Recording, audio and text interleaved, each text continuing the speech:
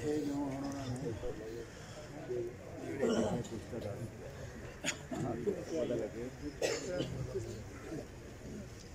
ہے کسی کے پاس نظر والی 2 نمبر؟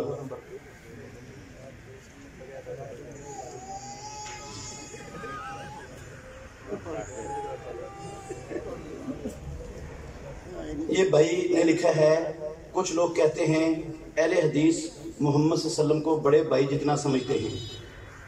عزیز بھائیوں، یہ بہت پرانی بات ہے، یہ بھی بہتان ہے۔ یہ بھی کیا ہے؟ اللہ کی قسم اٹھا کے کہتا ہوں بہتان ہے، چٹا سفید بہتان ہے۔ اور یہ بہتان لگانے والا انشاءاللہ بچے گا، اس کی سزا بھگتے گا۔ ہم محمد رسول اللہ صلی اللہ علیہ وسلم کو بڑا بھائی کیا، ہم اللہ کی ساری مخلوقات میں اللہ کی قسم سب سے زیادہ عزت والا سمجھتے ہیں۔ اللہ نے اپنی مخلوق میں محمد رسول اللہ سے زیادہ معزز، زیادہ مقام والا، شان والا نہ کوئی پیدا کیا ہے، نہ رب نے پیدا کرنا ہے کسی کو۔ ہمارے نزدیک محمد رسول اللہ کی یہ اہمیت ہے۔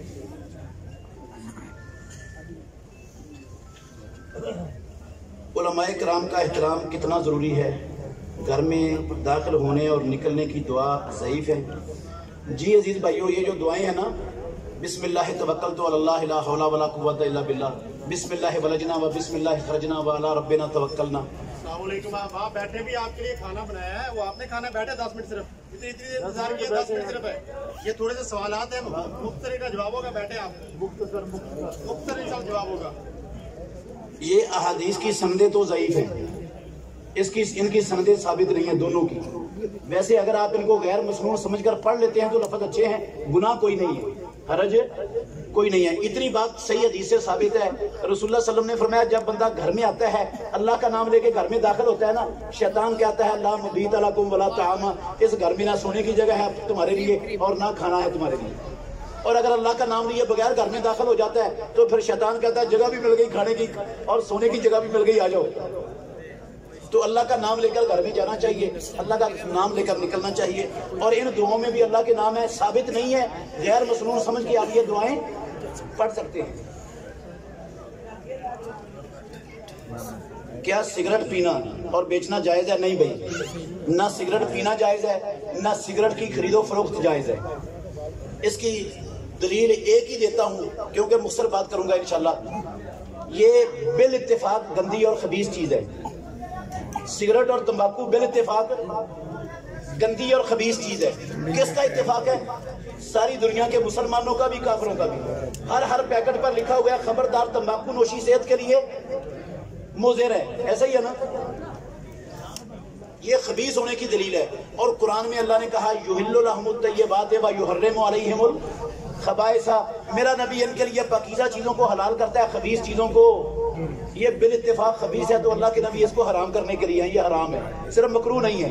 اور جو چیز حرام ہے اس کا کاروبار بھی اسلام میں حرام ہے۔ سنن ابو داؤد کی حدیث ہے، پیارے پیغمبر نے فرمایا اللہ یہودیوں پر لعنت کرے، اللہ نے ان کے لیے چربی کو حرام کیا تھا، انہوں نے پگھلا کر اس کا تیل بنا کر اس کی قیمت کھا گئے۔ پھر آپ نے فرمایا جب اللہ کسی چیز کے کھانے کو حرام کرتا ہے اللہ اس کی تجارت کو بھی حرام کر دیتا ہے۔ کیا نماز تراویح پڑھنے کے بعد نماز تہجد ادا کر سکتے ہیں؟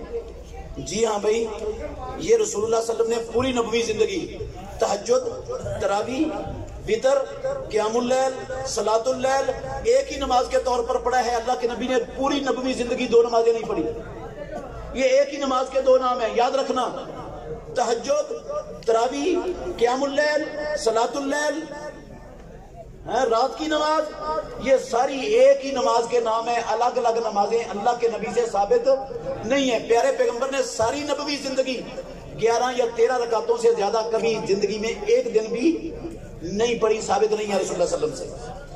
ایک مرتبہ بھی اللہ کے نبی نے تہجد الگ پڑھی ہو اور تراویح الگ پڑھی ہو، پیارے پیغمبر سے نہیں ثابت۔ اور من عمل عملا لیس علیہ امرنا فہو رد، اگر ہم نبی سے بڑھ کر عمل کریں گے ہمارے منہ پر مارا جائے گا، وہ رب کو نہیں چاہیے وہ عمل۔ اگر نماز وتر ادا کریں تو تہجد پڑھنی ہو تو کیا حکم ہے؟ بھئی اگر کر لیا آپ نے نماز وتر ادا کوئی مسئلہ نہیں، آپ تہجد عشاء کے ساتھ آپ نے وتر پڑھ لی ہے، اللہ نے اٹھنے کی توفیق دے دی، آپ تہجد پڑھنے، آپ کی تہجد ہو جائے گی انشاءاللہ، وتر دوبارہ پڑھنے کی ضرورت نہیں ہے۔ وطر کو توڑنے کی پھر دوبارہ پڑھنے کی ضرورت نہیں. اللہ کے نبی سے وطروں کے بعد 2 رکعتیں پڑھنا ثابت ہے. افضل یہی ہے کہ بندہ رات کی آخری نماز وطر کرے. لیکن اگر اس خدشے سے عشاء کے ساتھ پڑھ لیے کہ اٹھ نہیں سکتا، پھر اللہ نے توفیق دے دی ہے تو پھر پڑھ سکتا ہے، جائز ہے. کیا نماز وطر کی قضا ہے؟ اگر رہ گیا تو کب تک ادا کر سکتا ہے؟ جی ہاں بھائی، نماز وطر کی قضا ہے. اگر تو آپ فجر کی نماز سے پہلے پڑھنا چاہتے ہیں تو وطر کو وطر کی شکل میں پڑھ سکتے ہیں. دلیل اس کی یہ ہے، رسول اللہ نے فرمایا من نام عن صلاۃ او نسیھا فلیصلیھا اذا ذکرھا فانہ وقتھا. جو نماز سے سویا رہا یا کسی کو نماز بھول گئی، جب اس کی آنکھ کھلی ہے، جب یاد ہے اسی وقت پڑھ لے، وہی اس کا وقت ہے.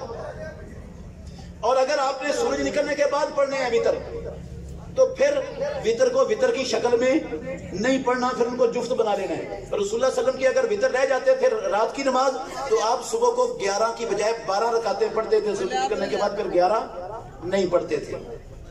امی کے ماموں اور چاچوؤں سے پردہ کر سکتے ہیں یا نہیں؟ آس پاس صحیح ہے بھئی، خواتین کو امی کے ماموں سے بھی پردہ کرنا چاہیے، بچیوں کو چاچوؤں سے بھی. ہاں جی، اپنے ماموں چاچوؤں سے نہیں ہے. ہاں جی. غیبت کن صورتوں میں کی جا سکتی ہے؟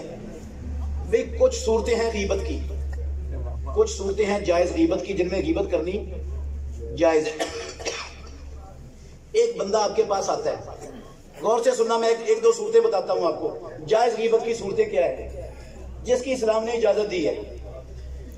ایک بندہ آپ جانتے ہیں آپ کے ہمسایوں کے گھر آیا رشتہ لینے کے لیے ان کی بچی کا، اور آپ کو اس بندے کا پتہ ہے، اس گھر والوں کو پتہ یہ بندہ بے نماز ہے، مشرک ہے، بے دین ہے، یہ بد کردار ہے، آپ کو پتہ ہے، آپ جانتے ہیں.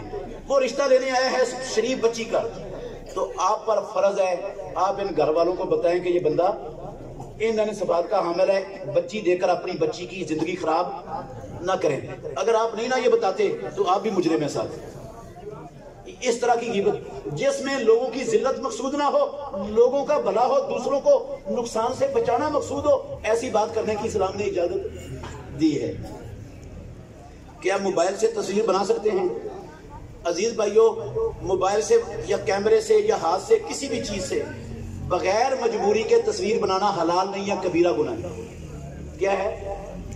کبیرہ گناہ ہے. کتنا بڑا گناہ ہے؟ رسول اللہ صلی اللہ علیہ وسلم نے لعنت فرمائی ہے تصویر بنانے والے پر، لعنت فرمائی ہے. صحیح بخاری کی حدیث ہے. اور جس پر اللہ کے نبی نے لعنت فرمائی ہے وہ چھوٹا گناہ ہوگا؟ ہاں. اور پیارے پیغمبر نے فرمایا اشد الناس عذابا یوم القیامت المصورون، قیامت کے دن سب لوگوں سے سب سے زیادہ سخت عذاب تصویریں بنانے والوں کو ہوگا. چاہے وہ کیمرے سے بناتا ہے، چاہے موبائل سے بناتا ہے، چاہے ہاتھ سے بناتا ہے، چاہے کسی چیز سے بناتا ہے، سب اس میں شامل ہے. بغیر مجبوری کے تصویر بنانے والا سخت کبیرہ گناہ کا مرتکب ہے. کیا صدقہ خیرات کرنے شوہر منع کرے تو عورت صدقہ کر سکتی ہے یا نہیں؟ بھئی اگر شوہر منع کرتا ہے تو عورت صدقہ کر سکتی ہے. شوہر کی اجازت کے بغیر بھی اگر کنجوس ہے شوہر تو اس کے مال میں سے صدقہ کرنا اس کے لیے حلال ہے. شوہر کو بھی ثواب ملے گا، اس کو بھی انشاءاللہ پورا ثواب ملے گا. وہ نہیں دیتا تو چوری بھی کر سکتی ہے، حلال ہے اس کے لیے. کیا بچی کو جہیز دینا جائز ہے؟ بھئی جہیز کا اسلام میں کوئی تصور نہیں ہے، خالص ہندوؤں کی رسم ہے. کہیں نام و نشان نہیں ہے کتاب اللہ میں اور سنت رسول اللہ میں اور صحابہ کی زندگیوں میں جہیز کا. خالص ہندوؤں کی ایک رسم ہے، اس کو کنڈم کرنا چاہیے. اسلام میں گھر کا ساز و سامان وہ لڑکی پر نہیں ہے، لڑکے پر ہے. اسلام نے لڑکے کی ذمہ داری بنائی ہے، لڑکی یا اس کے ماں باپ کی ذمہ داری نہیں بنائی. قرآن میں لکھا ہوا ہے.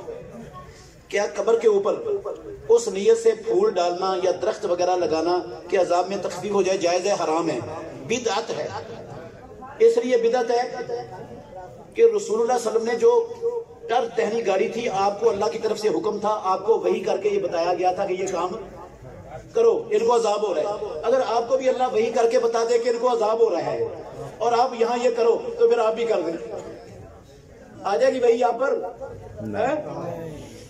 دلیل اس کی یہ ہے محمد الرسول اللہ کے بعد ابو بکر صدیق نے کسی قبر پر نہ پھول ڈالے نہ تر ٹہنی لگائی، نہ فاروق اعظم نے، نہ عثمان غنی نے، نہ علی المرتضیٰ نے، نہ امیر معاویہ نے، نہ حسن و حسین نے، نہ طلحہ زبیر نے، نہ سعد و سعید نے، نہ پیارے پیغمبر کے 1.5 لاکھ صحابہ میں سے اللہ کی قسم کسی ایک صحابی نے نہ کسی قبر پر تر ٹہنی ڈالی نہ پھول ڈالے.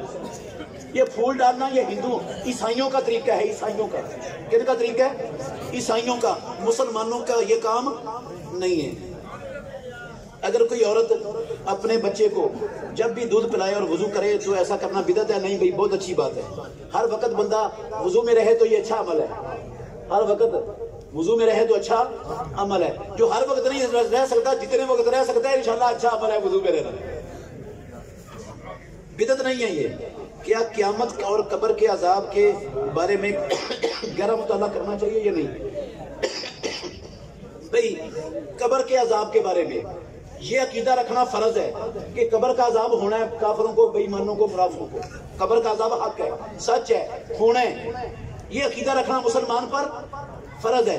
اب کیسے ہونا ہے؟ صرف روح کو ہونا ہے، صرف جسم کو ہونا ہے، روح اور جسم دونوں کو ہونا ہے. یہ کیفیت اس کی نہ اللہ نے بتائی ہے نہ اللہ کے رسول نے بتائی ہے. یہ غیب کا علم ہے، اس کو غیب کے طور پر ماننا ہے. اللہ نے کہہ دیا عذاب ہوتا ہے، نبی نے کہہ دیا عذاب ہوتا ہے، ہمیں سمجھ آئے نہ آئے ہمارا عقیدہ ہے عذاب ہوتا ہے. جو عذاب کو نہیں مانتا عذاب قبر کو منکر حدیث ہے، اسلام سے خارج ہے.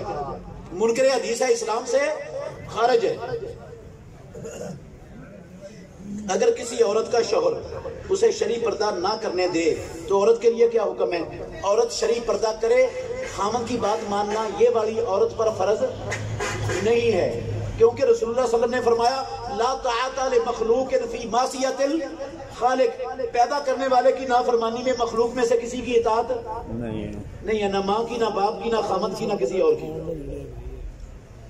جو درزی کپڑے سلائی کرتا ہو وہ بچا ہوا کپڑا استعمال کر سکتا ہے؟ بھئی وہ کپڑے کے مالک کی اجازت سے استعمال کر سکتا ہے. کپڑے کے مالک کی اجازت لے کر استعمال کر سکتا ہے.